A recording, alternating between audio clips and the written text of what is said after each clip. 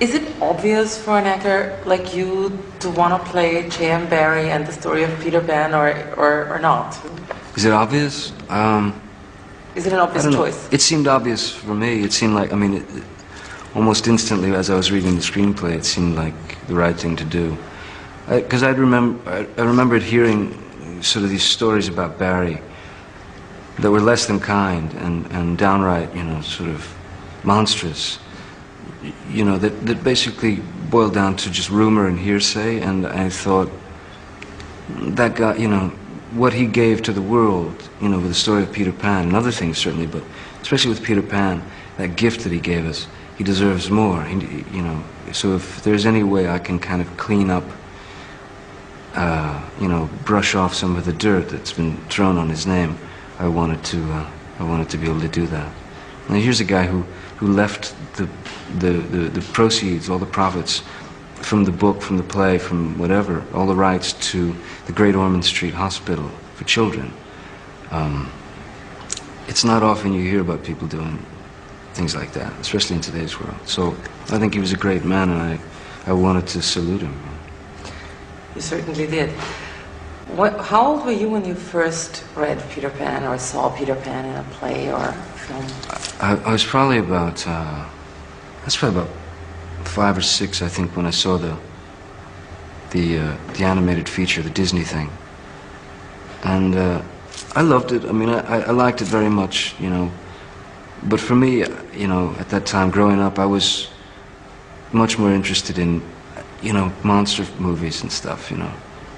Dracula and Frankenstein, or mysteries, the little black and whites with Basil Rathbone as Sherlock Holmes, you know. The story is mythological. I don't think there's anybody in the world that doesn't know that story. Yet there is a certain underlying sadness to the myth. Did you feel that? It certainly came across in the film very strongly. Well, I think that what Barrie, his past was really pretty dark, pretty sad, pretty tragic. I mean, he actually physically stopped growing at a certain age. I mean, like at a young age, at like maybe 14, you know. He stopped growing. He was very sort of small in stature, because his brother had passed away. It was really, you know, very, very sad. I think that he was a dark figure. I mean, I think that he had dark moments, certainly, but his ability to relate to children was unbelievable. It was really incredible.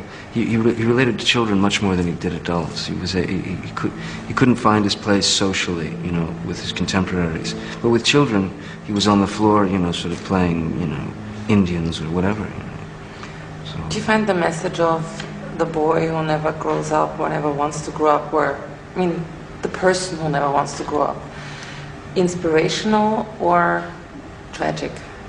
Oh no, I find it inspirational because I think we're children for a very short period of time, and it's all too soon that the weight of the world starts, you know, throwing layers of muck on your shoulders, and we lose some of those qualities that we had at birth and childhood, you know, the kind of curiosity about things and the fascination with things and an openness to things. You know, we become jaded very, very early, especially in this day and age. So I find it inspirational, the idea that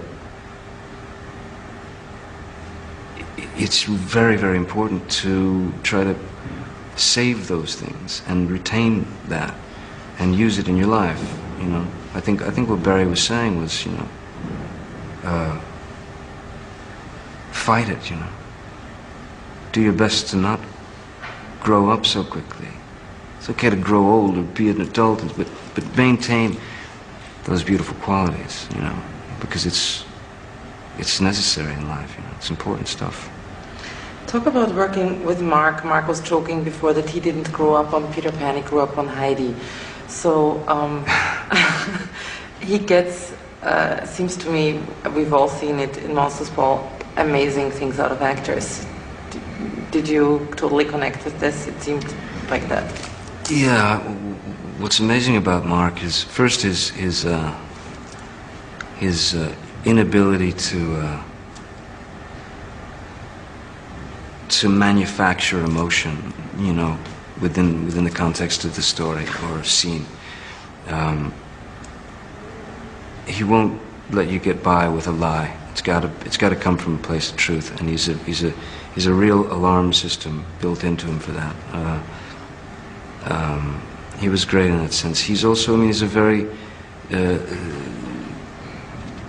as a filmmaker, he's a guy who knows what he wants, but he's also very open to things, to suggestions. He's also very sensitive to the process, you know, that an actor has to sort of, what tools an actor has to bring to the table and use. And he had just as a, from a distance, what I was able to see is an incredible bedside manner in that sense. He was great. I think he's a great filmmaker. He's a great man. I had a ball with him. And you work really well with children. In fact, you even took Freddie to do your next movie with you. Yeah, Freddie and I are doing Charlie and the Chocolate Factory together. Yeah. Is he a special kid? I mean, you've worked with children before, but is he a special one? I mean, they're all special, you know.